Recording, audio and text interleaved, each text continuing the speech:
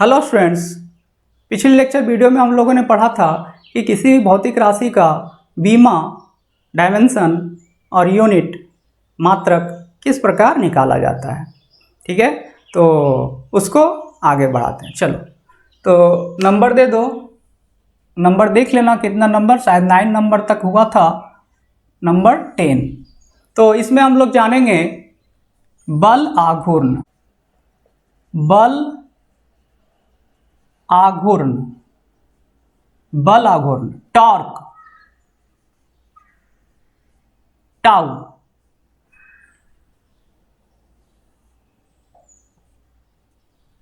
ठीक है, तो बल आघूर्ण का हम लोग क्या जानेंगे, फॉर्मूला जानेंगे और फॉर्मूला में पुट करके हम लोग डायमेंशन बीमा निकालेंगे। ठीक है, तो देखो बल आघूर्ण थोड़ा सा समझ लो कि मान लो कि ये मेरे पास पेन है और यहाँ से जब पकड़ लिया इसको तो ये क्या हो गया, एक एक्सिस हो गया, इसके अबाउट ये रोटेट कर सकता है।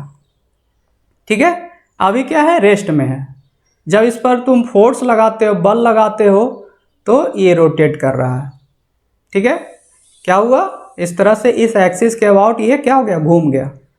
नहीं, कैसे घूमा, यहाँ से फोर्स लगाया, फोर्स लगाने के कारण क्या हो गया, ये घूम गया। तो इसके घूमने के लिए जिम्मेदार कौन है, बल आघूर्ण। जिस प्रकार कोई भी वस्तु क्या है, अपनी स्थिति में बना हुआ है, इस पर फोर्स लगाते हो, बल लगाते हो, तो या तो ये अपनी स्थिति में परिवर्तन करता है या इस बल के कारण परिवर्तन होने की चेष्टा होता है। बल यही ना है, क्या है कि एफर्ट है, एक धक्का या खिंचाव है, जिसके द्वारा हम लोग क्या करते हैं, किसी वस्तु की स्थिति में परिवर्तन लाते हैं या परिवर्तन करने की चेष्टा करते हैं। ठीक है, बल वही ना है कि जैसे ये बोर्ड है, बोर्ड पर फोर्स लगाया, बल लगाया, ठीक है, धक्का दिया, लेकिन स्थिति में परिवर्तन नहीं हुआ है, लेकिन बल आरोपित हो रहा है। ठीक है, ये इस पर फोर्स लगाया, एफर्ट लगाया, तो क्या हो गया, इस स्थिति में, इसमें स्थिति में परिवर्तन हो गया। ये रेस्ट में था, विरामावस्था में था, उसके बाद क्या हो गया, गतिशील हो गया। तो बल क्या है, एक धक्का या खिंचाव है, जिसके द्वारा हम किसी भी वस्तु की प्रारंभिक स्थिति या तो गतिशील अवस्था या विरामावस्था में परिवर्तन लाने की चेष्टा करते हैं या परिवर्तन लाते हैं। वही धक्का और खिंचाव क्या है, बल है। उसी प्रकार अगर कोई वस्तु, ठीक है, बल तो समझ में आ गया, अब समझना है बल आघूर्ण को। अगर कोई वस्तु है किसी एक्सिस के अबाउट क्या है, घूमने के लिए स्वतंत्र है। नहीं, ये इस प्रकार है, मान लो कि ये पेन है और यहाँ एक होल कर दिया और यहाँ पे क्या कर दिया, एक पिन लगा दिया कि हाँ भाई ये अब इस एक्सिस के अबाउट घूम सकता है। ठीक, अब इसको घुमाने के लिए क्या करना होगा, फोर्स लगाना होगा। मान लो कि इधर से खींचा तो क्या हो गया, ये घूम गया। तो कोई भी वस्तु किसी एक्सिस के अबाउट घूमने के लिए स्वतंत्र हो, ठीक है, और उसके स्थिति में परिवर्तन लाने के लिए जो एफर्ट लगाया जाता है, जो प्रयास किया जाता है, वही क्या है, बल आघूर्ण है। समझ में आया, यानी कि दोनों में अंतर, बल में और बल आघूर्ण में अंतर क्या है कि बल रेखीय गति के लिए है, ठीक है, और बल आघूर्ण घूर्णन गति के लिए है। यानी कि कोई वस्तु किसी एक्सिस के अबाउट जब फिक्स होता है, किसी अक्ष के सापेक्ष फिक्स होता है घूमने के लिए, और उसके स्थिति में परिवर्तन लाने के लिए जो एफर्ट लगाया जाता है, जो प्रयास किया जाता है, वही क्या है, बल आघूर्ण है। डेली लाइफ में बहुत जगह तुमको दिखेगा, घर का दरवाज़ा क्या है, एक्सिस से फिक्स है, नहीं फिक्स है, और हैंडल पकड़ के जब खींचते हो तो तुम क्या करते हो, बल आघूर्ण आरोपित करते हो, जो कि दरवाज़ा रेस्ट में था, अब वो क्या हो गया, घूर्णन गति में आ गया है। ठीक है, समझ में आ रहा है ना। तो ये क्या है, बल आघूर्ण है। बहुत जगह इसका यूज होता है। हैंडपंप चलाते हो, हैंडपंप चलाते हो तो उस समय भी क्या है, तो बल आघूर्ण आरोपित हो रहा है। ठीक है, तो चलो, तो बल आघूर्ण तो समझ में आ गया कि बल आघूर्ण है क्या। अब ये कितना के बराबर होता है ये हम लोग देखेंगे। ठीक है, तो देखो इसके लिए मैं लिखता हूँ कि बल आघूर्ण कितना के बराबर है वो। ठीक है, बल आघूर्ण को टाउ से सूचित करते हैं। ये कितना के बराबर होता है, तो बल गुना लंबवत दूरी। क्या है, बल गुना लंबवत दूरी। ये लंबवत दूरी क्या है, देखो फिगर में दिखाता हूं तो ज़्यादा समझ में आएगा। ये हमारा कोई ऑब्जेक्ट है, मान लो रॉड है कोई, और यहाँ पे फिक्स किया गया है ये रोटेट करने के लिए एक्सिस। इस तरह से ये घूम सकता है, समझ में आ रहा है। तो अब हम क्या देखेंगे कि यहाँ पर एक फोर्स लगाया, बल लगाया इस डायरेक्शन में, समझ में आ रहा है ना। देखो ये इस तरह से है, इधर से कोई पकड़ के खींच रहा है, ठीक, इधर से कोई पकड़ के खींच रहा है, तो ये फोर्स लगा है। तो इधर से अब देखो ना, बहुत नेचुरल से समझ में आता है कि इधर से जब फोर्स लगाओगे, इधर से खींचोगे तो ये इस डायरेक्शन में घूमेगा। क्या तो ये क्या है, बल इस डायरेक्शन में इस एक्सिस के अबाउट घूमने के लिए स्वतंत्र है, और यहाँ से यहाँ तक का डिस्टेंस हम लोग ले लेते हैं, यहाँ से यहाँ तक का दूरी r ले लो। ठीक है, ये यहाँ से यहाँ तक का दूरी r। अब इस पे फॉर्मूला पे लिखते हैं, इस पे फोर्स कितना लगाया गया, F इंटू ये लंबवत दूरी क्या है, तो इसके बारे में क्या बोला गया कि बल से घूर्णन अक्ष की लंबवत, यहाँ सिर्फ क्या लिखा हुआ है, लंबवत दूरी।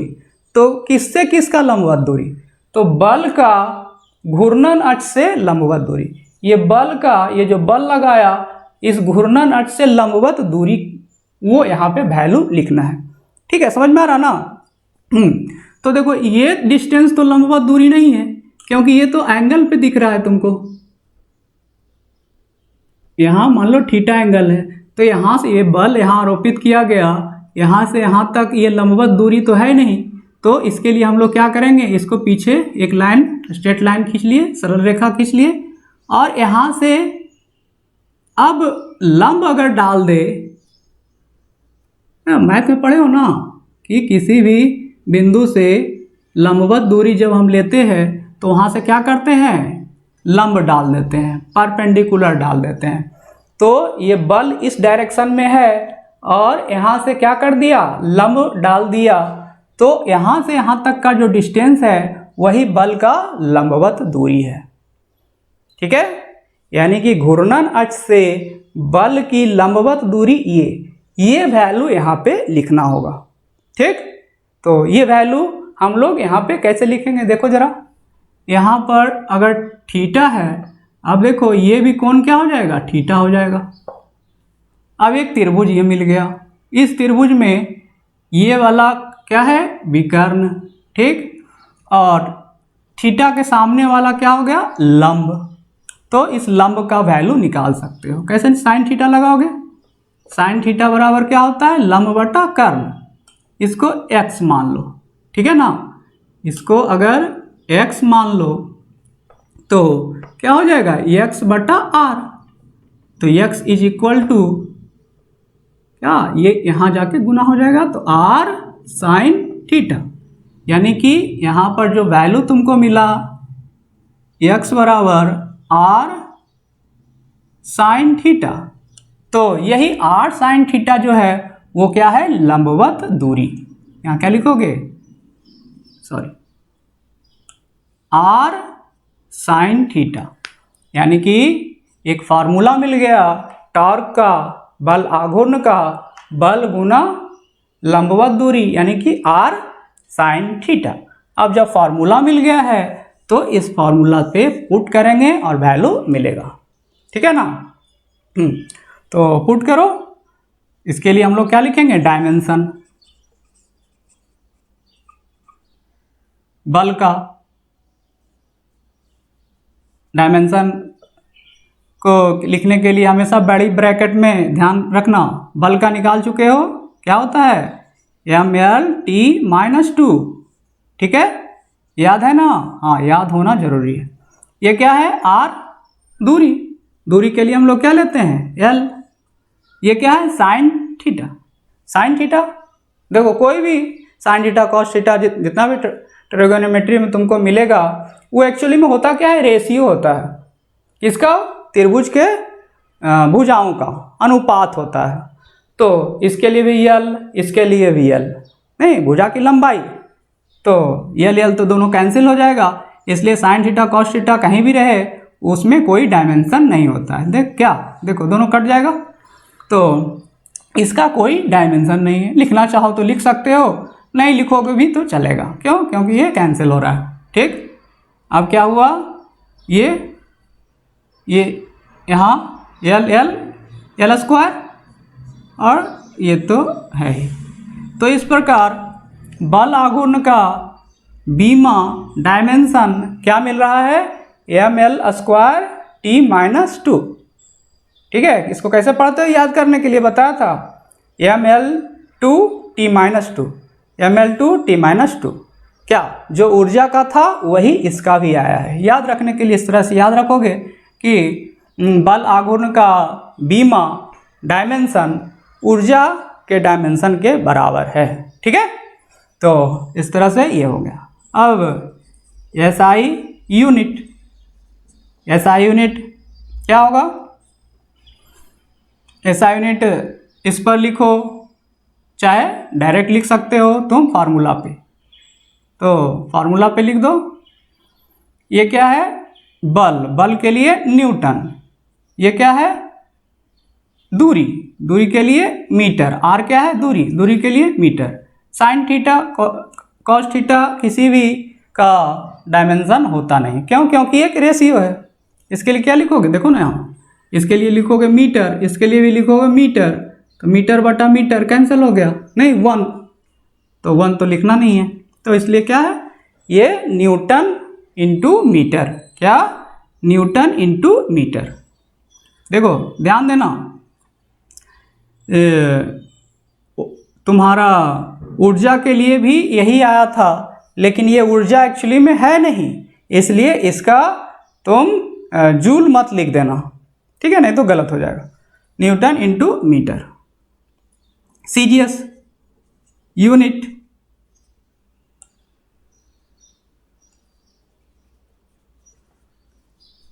बल के लिए याद करो डाइन, ठीक है, और दूरी के लिए सेंटीमीटर, यानी कि Newton sorry dyne into centimetre.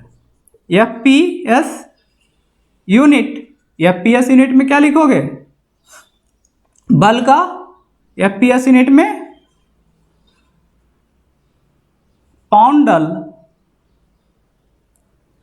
और दूरी का फुट, पाउंडल इंटू फुट। तो इस तरह से क्या हो गया, बल आघूर्ण का डायमेंशन बीमा और ये यूनिट है। ठीक है, तो इसको नोट कर सकते हो। हाँ, तो ये क्या जान गया, बल आघूर्ण का डायमेंशन और यूनिट। ठीक है, तो बल आघूर्ण को थोड़ा सा और एग्जांपल देता हूँ कि डेली लाइफ में बल आघूर्ण का यूज़ कहाँ कहाँ किया जाता है। बताया था अभी कि दरवाज़ा जब खोलते हैं तो वहाँ पे बल आघूर्ण आरोपित होता है, हैंडपंप चलाते हैं तो वहाँ पे बल आघूर्ण होता है। ठीक है, पाना, रिंच, स्पैनर से नट बोल्ट खोलते हैं तो वहाँ पे बल आघूर्ण यूज़ किया जाता है। देखो ना कि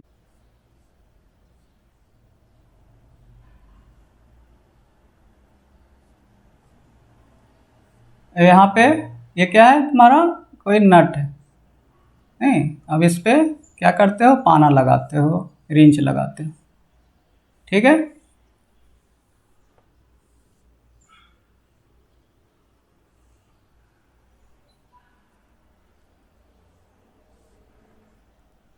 इस तरह का, इस हैंडल को पकड़ के क्या करते हो, घुमाते हो, तो क्या यहाँ पे आरोपित होता है, बल आघूर्ण। समझ रहे हो ना, तो टॉर्क, बल गुना लंबवत दूरी, अब यहाँ पे फोर्स लगा, ये क्या है, लंबवत दूरी। ठीक, तो देखो यहाँ पे इस डायरेक्शन में हमेशा फोर्स लगाते हो इस डायरेक्शन में, तो ये लंबवत दूरी है। क्यों? क्योंकि यहाँ पे 90 डिग्री है। ठीक है, तो इस प्रकार क्या है कि बल आघूर्ण यूज करके हम लोग क्या करते हैं, किसी भी काम को करते हैं। यहाँ पे नट खोलने का काम कर रहे हैं। ठीक है, ये बल किसके द्वारा लगाया गया, मेरे द्वारा लगाया गया। समझो थोड़ा सा कि बल मेरे द्वारा लगाया गया, तो मेरा बल तो क्या है, कोई कांस्टेंट वैल्यू तक ही हम ले जा सकते हैं। हमारा जितना कैपेसिटी है उसके अनुसार ही ना फोर्स लगाएंगे। कि ऐसा नहीं कि बहुत ज़्यादा फोर्स लगा देंगे, क्या, जितना कैपेसिटी है उतना ही फोर्स लगाएंगे। लेकिन अब सोचो ज़रा कि ये हैंडल का लंबाई बहुत छोटा कर दिया जाए तो ये खुलेगा नट, यहाँ से तोड़ दो, क्या कर दो, यहाँ से तोड़ दो। आप किसी को दे दो पाना, अब बोला कि खोलो, तो खुलेगा? नहीं खुलेगा। क्यों नहीं खुलेगा? देखो ना, बल तुम उतना ही लगा रहे हो, लेकिन लंबवत दूरी क्या कर दो, ये डिस्टेंस को क्या कर दो, कम कर दो। इस डिस्टेंस को अगर कम कर देते हो तो क्या हो जाएगा, बल आघूर्ण भी कम हो जाएगा। तो बल तो तुम ज़्यादा लगा रहे हो, लेकिन ये डिस्टेंस क्या है, कम है, जिसके कारण बल आघूर्ण टॉर्क क्या हो गया, कम हो गया। तो ये पाना तुम्हारा खुलेगा नहीं। ठीक है, जाने अनजाने हम लोग प्रैक्टिकल लाइफ में इसका बहुत ज़्यादा इस्तेमाल करते हैं। समझ में आ रहा है ना? देखो ना, बहुत क्लियर सा बात है कि फोर्स तुम अप्लाई कर रहे हो, ये हैंडल का लंबाई बढ़ा दिया, ये हैंडल का लंबाई क्या कर दिया, बढ़ा दिया, तो जिसके कारण क्या हो गया, टॉर्क बढ़ गया, बल आघूर्ण बढ़ गया और हमारा काम आसानी से हो गया। ठीक है, समझ में आ रहा ना? हाँ, इसी प्रकार कोई पत्थर जमीन पे रखा हुआ है, बोला कि इसको उठा दो, तो देखो मान लो ये क्या है, एक स्टोन है बड़ा सा। अब इसको बोला कि कोई उठा दो, तो उठाना गया तो उठ ही नहीं रहा है। तो उसके लिए क्या किया गया, बल आघूर्ण का यूज़ किया गया। डेली लाइफ में यूज़ करते हैं हमेशा कि क्या करो कि इसके लिए एक रॉड लिया, एक क्या किया, रॉड लिया और यहाँ पे रॉड को फंसा दिया और यहाँ से पकड़कर दबा दिया। तो यहाँ से दबा दिया, यहाँ पर कोई ये ईंट वगैरह रख दो, ठीक है, और यहाँ से दबा दिया तो क्या हो गया, ऊपर उठ गया, ये खिसक जाएगा। क्या ऐसा करते हो डेली लाइफ में? खेत में काम होता है तो कहीं पे पत्थर पड़ा हुआ है, बहुत बड़ा पत्थर है, उसको हटाना है, भाई हट नहीं रहा है, तो ये हमेशा इस्तेमाल करते हैं। क्या क्या करते हो, यहाँ से फोर्स लगाते हो और ये क्या हो जाता है, उठ जाता है। जबकि डायरेक्ट उठा रहा था उतना ही फोर्स लगा रहा था, तब भी नहीं उठ रहा था। यहाँ पर उतना ही या कम ही फोर्स लगा रहे, क्या हो रहा है, ये उठ जा रहा है। तो एक्चुअली में हो क्या रहा है कि यहाँ से यहाँ तक का ये लंबाई हैंडल, ठीक है ना, ये बल हो गया और ये लंबवत दूरी, क्या ये लंबवत दूरी क्या हो गया, बहुत ज़्यादा हो गया, जिसके कारण यहाँ टॉर्क ज़्यादा हो गया। देखो हम इक्वेट करके दिखाते हैं। यहाँ से यहाँ तक का डिस्टेंस, मान लो कि ये यहाँ से यहाँ तक का डिस्टेंस r1 और यहाँ से यहाँ तक का डिस्टेंस r2, ये f1 और इधर f2। टॉर्क दोनों तरफ का इक्वेट कर दो।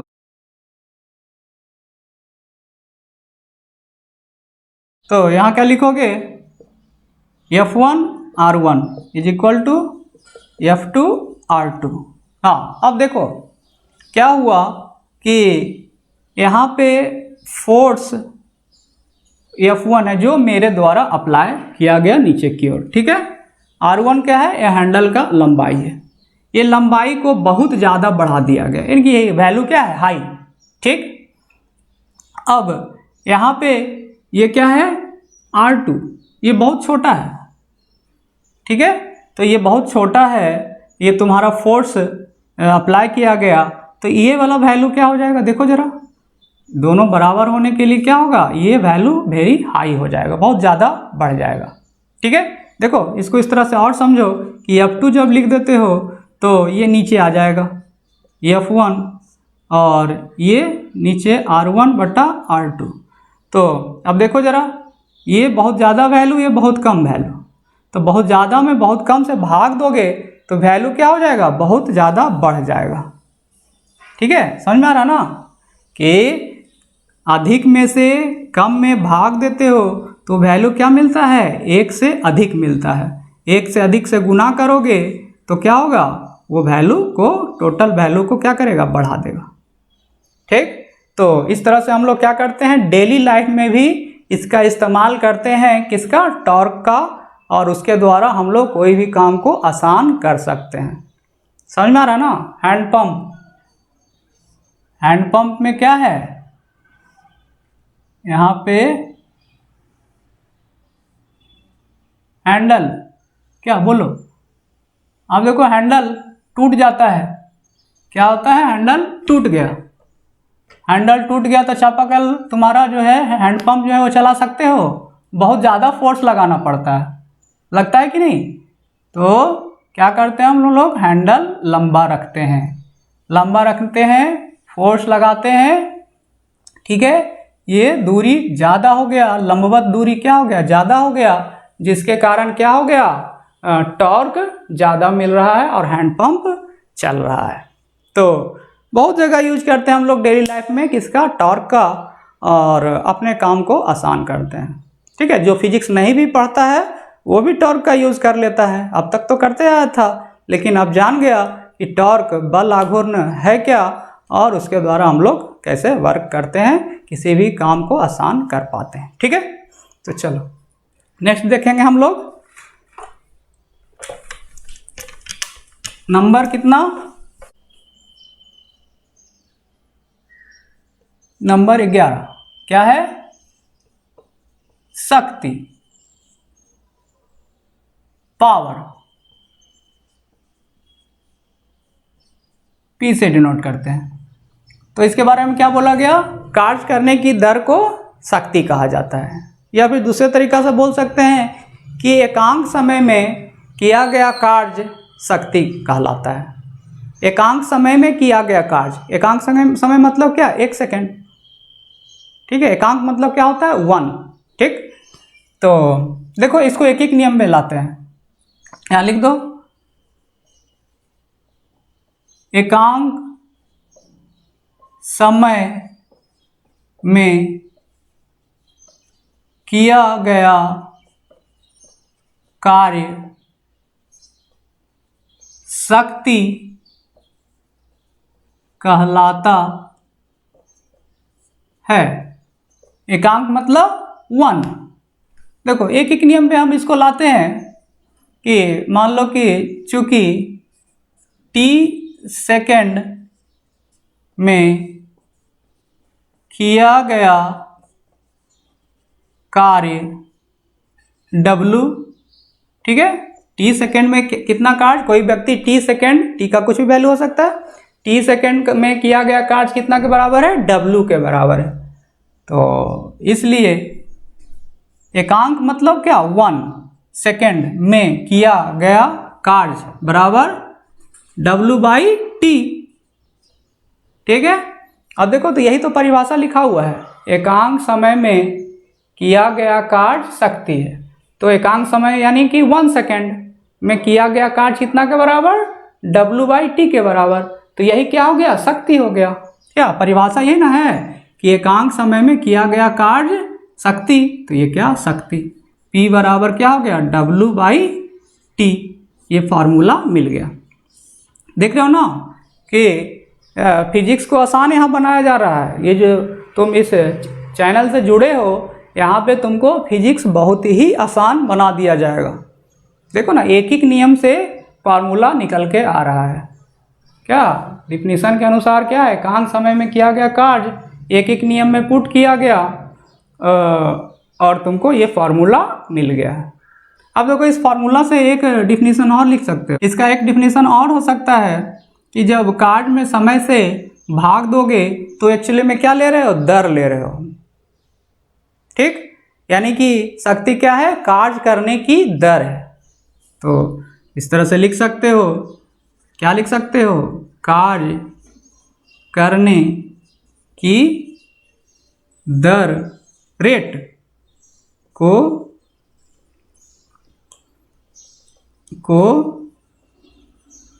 शक्ति कहा जाता है।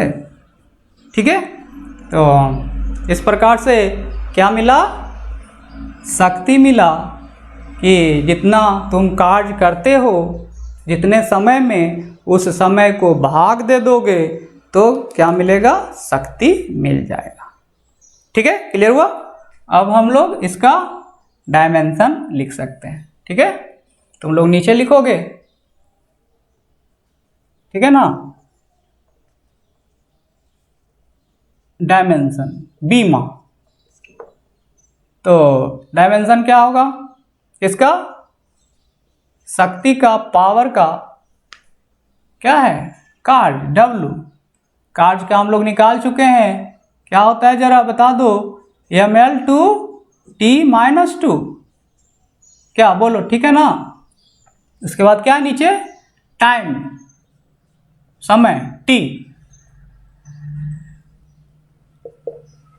अब देखो जरा क्या आ जाएगा, ऊपर m है, L² है और T पर पावर -2, यहाँ कुछ नहीं तो पावर 1, ये ऊपर चला गया तो -2 पहले से था और ये ऊपर जाने के कारण क्या हो गया, इसमें भी -1 हो गया।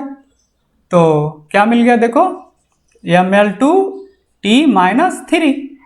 तो इस प्रकार से क्या मिला, डायमेंशन बीमा। ठीक है, हाँ क्या होगा, याद करना है, ये हम कैसे याद करने के लिए बोला था, इस तरह से पढ़ो, mL/T-3, mL/T-3, mL/T-3। ठीक, और SI यूनिट देखेंगे, SI यूनिट में फॉर्मूला पे देखो, चाहे इस पे पुट करो, इस पे पुट करोगे तो बहुत बड़ा आ जाएगा नहीं जी, तो इसके लिए हम लोग क्या करेंगे, यहाँ पे पुट करेंगे। तो ये क्या है, कार्य का जूल, और नीचे में क्या है, समय, तो सेकेंड, तो जूल पर सेकेंड, इस तरह से लिखो, जूल पर सेकेंड। ठीक है, तो इसके लिए भी एक स्पेशल नाम दिया गया है और वो क्या है, वाट। क्या है, वाट, W से इसको लिखते हैं। क्या है, यानी कि शक्ति का SI यूनिट क्या है, वाट। ठीक है, क्लियर हुआ। चलो, हाँ सीजीएस यूनिट में कार्य का क्या बताया था, याद करो, अर्घ। कार्य और ऊर्जा का सीजीएस यूनिट में मात्रक क्या होता है, अर्घ। ठीक है, और ये क्या है, समय, सेकेंड, यानी कि अर्घ पर सेकेंड। इसमें कोई स्पेशल नाम नहीं दिया गया है। ठीक है, यही नाम यूज करोगे किसके लिए, शक्ति के लिए। क्या होगा, अर्घ पर सेकेंड, अर्घ पर सेकेंड, सीजीएस यूनिट। ठीक है, एफपीएस यूनिट में क्या होगा, याद करो, कार्य का क्या आया था, तो फुट पाउंडल। ठीक है, और सेकेंड पर सेकेंड, फुट पाउंडल पर सेकेंड। ठीक है, तो इस तरह से शक्ति का डायमेंशन mL/T-3 और SI यूनिट वाट।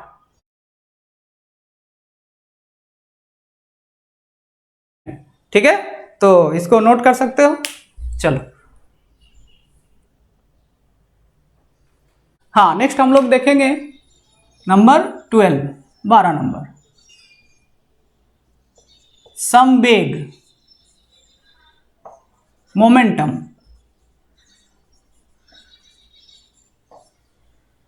संवेग, मोमेंटम, P से डिनोट करते हैं। ठीक है, तो संवेग बहुत ही आसान है कि द्रव्यमान और वेग के गुणनफल को संवेग कहा जाता है। क्या है संवेग, संवेग बराबर द्रव्यमान गुना वेग, यानी कि P = मास इंटू वेलोसिटी। ठीक है, Vm/v। तो ये फॉर्मूला है, इस फॉर्मूला पुट करोगे डायमेंशन मिलेगा। बीमा क्या होगा, तो ये द्रव्यमान m, वेलोसिटी वेग lt माइनस 1, क्या मिला mlt माइनस 1, इसका क्या डायमेंशन mlt माइनस 1 संवेग का। ठीक है, ऐसा यूनिट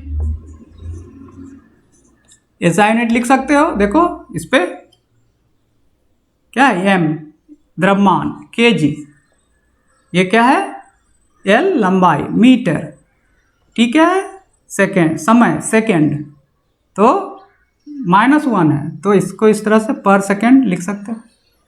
क्या बोलो, इसको थोड़ा सा और मॉडिफाइड करके लिखा जा सकता है। देखो जरा, इसको इस प्रकार लिख सकते हैं, पर सेकेंड स्क्वायर और गुना सेकेंड। देखो दोनों एक ही चीज़ है, बटा में 1 सेकेंड से गुना किया और ऊपर भी 1 सेकेंड से गुना किया, नीचे में और ऊपर में तो गुना कर ही सकते हैं ना। तो देखो, तो इसको काट देंगे तो नीचे में 1 सेकेंड बचेगा, वापस इतना ही आ जाएगा कि नहीं, दोनों में कोई अंतर नहीं है। ठीक, तो ऐसा करने का फ़ायदा क्या हुआ, देखो जरा, देखो यहाँ पे लिखो kg मीटर पर सेकेंड स्क्वायर, ये किसका है, देखो जरा, ये क्या द्रव्यमान का, और यहाँ से यहाँ तक मीटर पर सेकेंड स्क्वायर, याद करो त्वरण का, क्या बोलो, मीटर पर सेकेंड स्क्वायर त्वरण का, द्रव्यमान गुना त्वरण, m इंटू ए, कितना के बराबर, बल के बराबर। और बल का क्या होता है, SI यूनिट न्यूटन, क्या, तो इतना के बदले हम लोग न्यूटन लिख सकते हैं ना, एकदम लिख सकते हैं। तो न्यूटन, इतना के बदले क्या हो गया न्यूटन, और इंटू सेकेंड, यानी कि संवेग का SI यूनिट ये भी लिख सकते हो